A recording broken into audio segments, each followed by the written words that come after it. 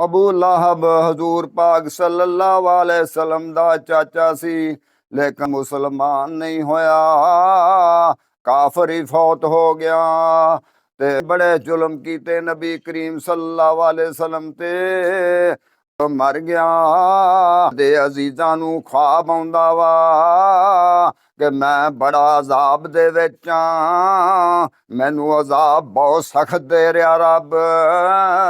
लेकिन जदों सवार दा दिन आउंदा वा, पीर दा दिन आउंदा वा, मैनू एक उंगल दे विचों शहद मिलदा वा, एक उंगल च दुध मिलदा वा, मेरी जान नू सकून हुंदा वा।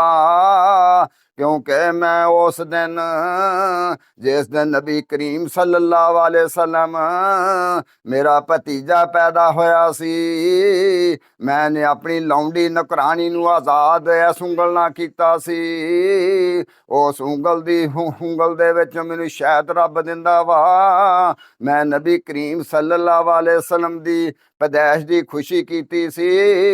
मेरे मुसलमानों भाईओ, एक काफर जेड़ा वा, जिन कलमा भी नहीं पढ़िया, जेड़ा हजूर पाक दा चाचा भी होवे, हजूर पाक दी खुशी करे पैदा होण दी, ते काफर नू शहद मिले अजाब दे कबर दे विच, ते असां मुसलमान हो के असां कलमा पढ़ने आ, असां नू मुहब्बत रखनी चाहिदी अल्लाह दे रसूल नाल, रहमतुल आलमीन दा मिलाद कराउणा चाहिदा वा। जिस दा पंज तन नाल प्यार नहीं, बई ओदे कलमे दा एतबार नहीं। कमली वालिया, जिदा पंज तन नाल प्यार नहीं, ओदे कलमे दा एतबार नहीं। रसूलुल्लाह तो सदके ओ जान मेरी, ए फानी जिंदगी कुर्बान मेरी।